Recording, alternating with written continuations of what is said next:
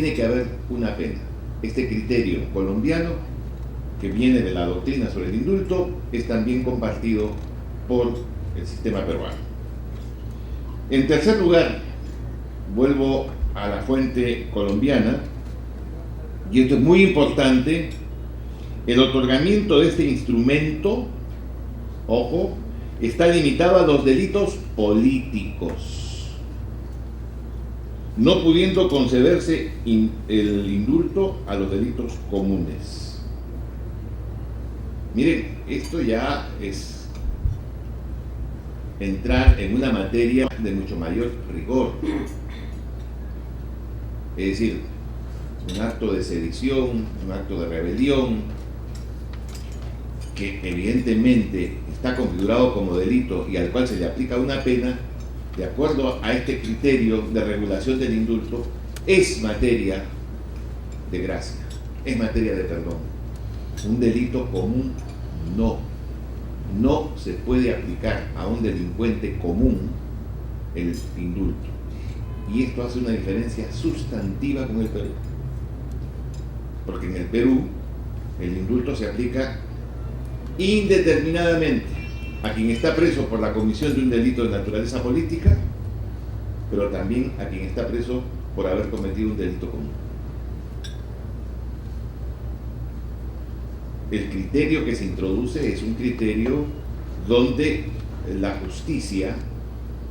comprende y entiende que el perdón alcanza a quien por razones ideológicas, por una motivación que puede haber sido en defensa de la democracia o en defensa de un reclamo dentro del Estado, meritúa, no es un delincuente per se.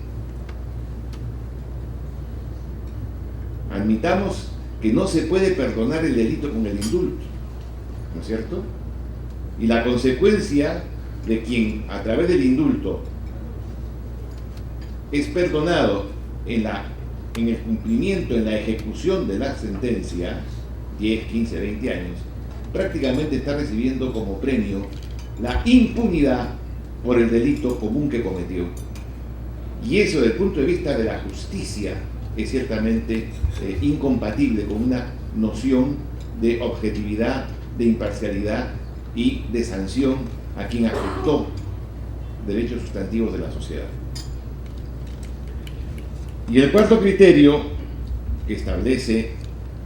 el sistema colombiano es que, si bien es cierto, el indulto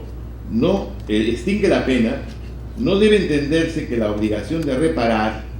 estamos hablando del derecho a la verdad, a la justicia y a la indemnización, también se ha extinguido, ¿no? El Congreso debe disponer siempre, cuando hay orden de que se extinga el perdón, que se extinga la pena y que se aplique el perdón, que quede siempre en pie el criterio por el cual hay la obligación de reparar. Esto también es un criterio importante respecto del cual se ha discutido en la situación peruana a propósito del caso Crucillar, si el indulto presidencial extendido en favor del señor Crucillar también le favorecía en el sentido de no pagar la reparación que en su día se estableció y al mismo tiempo no devolver al Estado peruano el dinero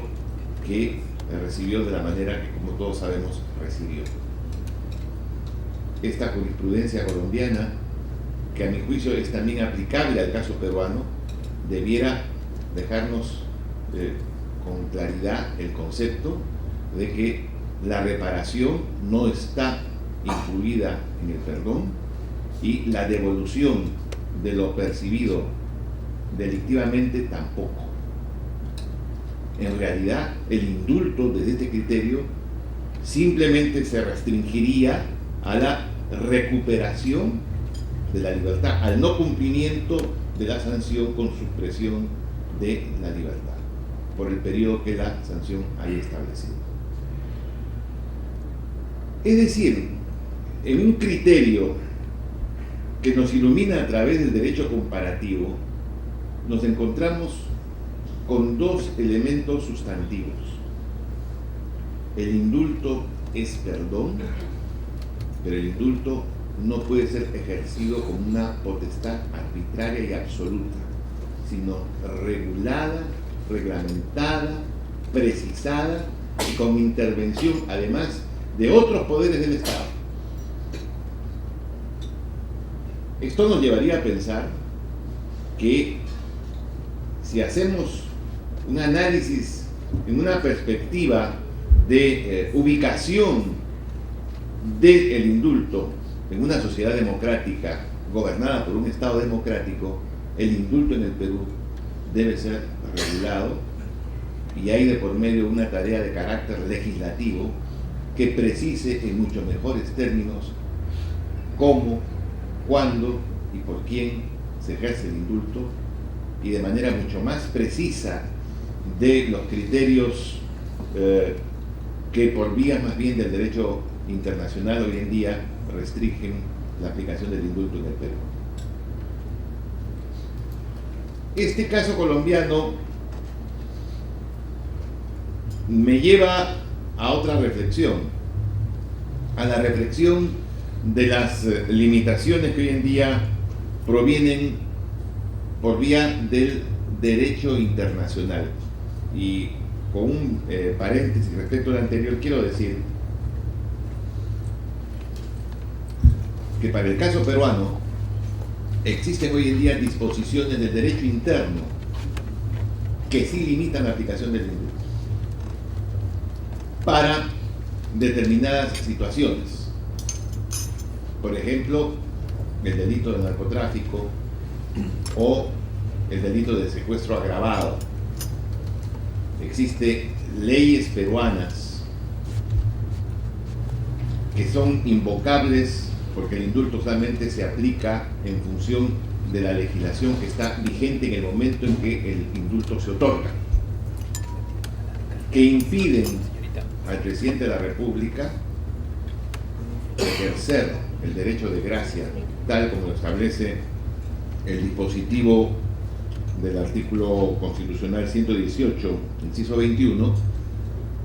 porque la ley interna se lo impide. Y esto es importante porque una de las sentencias establecidas por la Corte Suprema a Alberto Fujimori considera la figura del delito agravado, delito por el cual ha sido sancionado con una pena de 8 años. Por consiguiente, mientras se cumple esta condena, Fujimori no podría merituar una consideración por parte del presidente de la República que lo beneficie con el indulto. Pero tenemos, y este es el caso tal vez más rico, más sustantivo, en el cual me voy a detener en los pocos minutos que me quedan, que creo que ya no son muchos, que es lo que proviene del derecho internacional de los derechos humanos. Como saben ustedes, yo he trabajado durante 20 años en el sistema internacional de las Naciones Unidas, he sido relator en Naciones Unidas sobre temas de derechos humanos, he participado en los procesos de elaboración legislativa de muchos tratados internacionales de derechos humanos, y si alguna convicción tengo es que una de las grandes transformaciones que la ciencia jurídica ha recibido últimamente es bajo el impulso de toda esta temática de derechos humanos que han pasado del terreno declarativo al terreno del derecho positivo para convertirse en normas concretas de cumplimiento obligatorio, enriqueciendo toda la dinámica del sistema internacional en cuanto a aquello que hoy en día, como señalaba Pérez de Cuéllar cuando fue investido por la Universidad de Salamanca como doctor honoris causa, estableciendo el concepto de la legítima injerencia como un criterio que le da al derecho internacional de los derechos humanos un valor supranacional con eficacia jurídica en relación a las normas de derecho interno de aquellos estados que se hacen parte de los tratados internacionales de derechos humanos, como el Tratado sobre la Tortura, el Tratado sobre los derechos de protección a la vida, desapariciones forzadas, etcétera, etcétera. Esto es muy importante. Es muy importante porque dentro de las regulaciones establecidas por estos tratados internacionales, algunos de ellos se refieren a figuras delictivas que al configurar violaciones específicas a los derechos humanos, si son producidas de manera sistemática, continuada, etc., pasan a configurar delitos de lesa humanidad. La concepción del derecho internacional de los derechos humanos, comenzando desde la Declaración Universal de 1948 en adelante, y la jurisprudencia de los organismos internacionales de carácter jurisdiccional que se refieren a derechos humanos, aplicando en concordancia la norma de carácter regional con la norma de carácter internacional cuando sea necesario. Me refiero a la Corte Europea de los Derechos Humanos, me refiero a la Corte Interamericana de los Derechos Humanos. Tienen claramente establecido que en los delitos calificados de lesa humanidad por ser configurantes de violaciones sistemáticas de los derechos humanos, donde hay clara responsabilidad de agentes estatales, no pueden ser materia de indulto. Y si no pueden ser, no deben serlo. En la esencia misma de los derechos humanos legislados está el principio del derecho a la vida, el principio de la integridad de las personas, física y moral. Está el respeto a su libertad, por consiguiente, la no desaparición forzada de personas. Está el debido proceso. Están como principios el derecho a la verdad, el derecho o el principio de legalidad y fundamentalmente el que estas graves violaciones no queden impunes. La impunidad a una violación de los derechos humanos constituye una ausencia de garantía atroz porque deja al individuo, a la persona, en una situación de absoluta indefensión. Por consiguiente, resulta incompatible sostener por parte de un Estado que respeta los derechos humanos, pero que al mismo tiempo su legislación interna o decisiones políticas de carácter equivocado favorezcan la impunidad de quien cometió delitos que cualquiera sea la tipificación, llámese homicidio calificado o directamente tortura o lo que fuere,